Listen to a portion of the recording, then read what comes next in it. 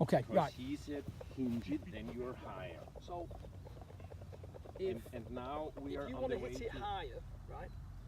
What I'm saying is the guys hit it the highest have the weight the most forward. Yeah. If you move your weight forward like this and both centres, centre of the shoulder turn and centre of the pelvis, stay on top of one another, you're going to hit it low. Okay. Now the weight's forward Yeah. and you'll hit it low because both centres are on top of one another. Our model prescribes the centres being on top of one another at setup, on top of one another at P4. Yeah. So we've got a fixed upper centre Yeah. and a stable lower centre. Yeah. However, in the downswing, we promote what's called a translating lower centre. So in the downswing, when I was talking you through the P1, Down P2, weight goes forward and the Forward. upward stays. upper centre stays fixed, lower centre is moving forward whilst rotating, which means I've now got some axis tilt, some side bend here. Yeah. That's getting the right shoulder lower than the left. Yeah. That's going to increase the height. Now the other thing that helps with the height is the extension.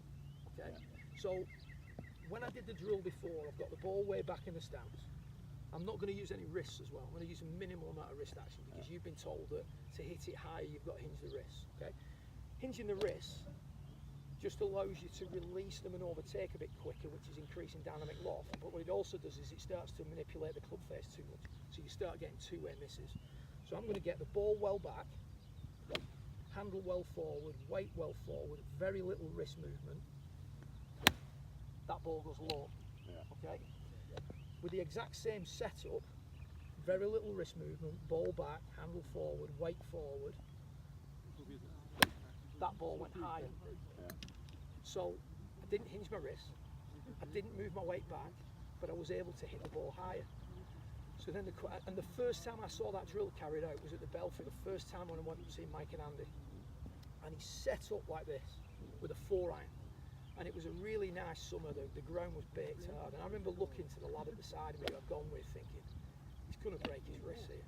And Andy had asked him to hit, ball back, high draw, no divot. Well, my experience at the time, ball that far back, there's no way you're going to hit this high with no divot.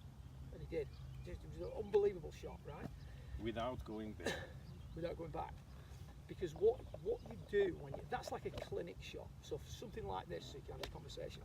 When I'm hitting the first shot, I've got everything forward,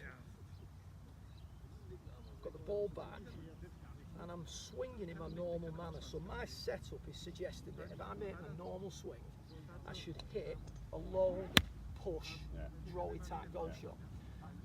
What I do for the high one, obviously I don't tell you this, but we do afterwards, that's why we're having this conversation now. On the high one, same setup, everything is set against me hitting this ball high. But the thing I can do is during the downswing, I can extend as fast as I want. So what I'm doing is I'm coming down like this, steep, steep, steep, and then just as I get to impact, I'm going to go like this. Now as I extend, the club goes from coming in steep to coming in shallow. Yeah, but this is not.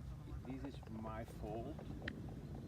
All I'm getting at is you're being told that you can't hit the ball high if the weight is forward, the ball is back. If you don't use your wrist. Too much forward. What I'm trying to get across is there are other mechanisms to help hit the ball high.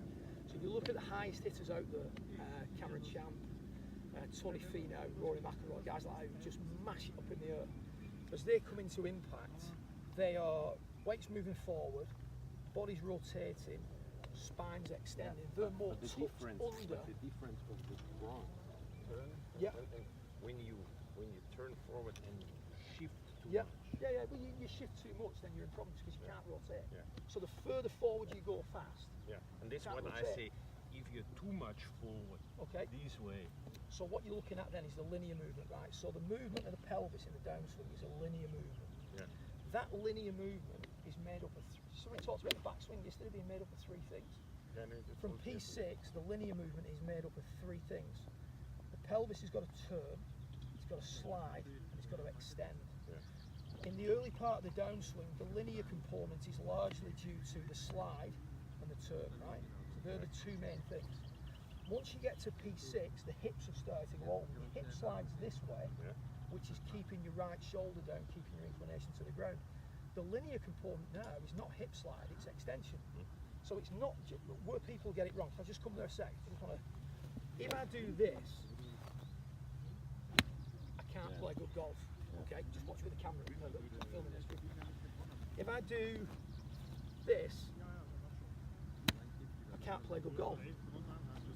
I've got to do three things correctly, just like with the backswing.